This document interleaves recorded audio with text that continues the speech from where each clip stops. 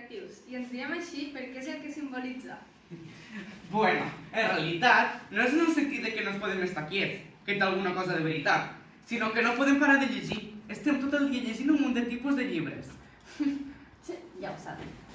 Estem tot el dia llegint tot tipus de llibres, però avui us volem presentar un llibre sobre un tema que poc vist està entre els adolescents. El llibre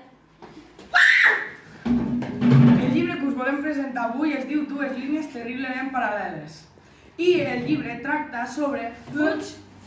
Tracta sobre la batalla de l'Ebre, un tema que ens troba bastant proper a la nostra ciutat.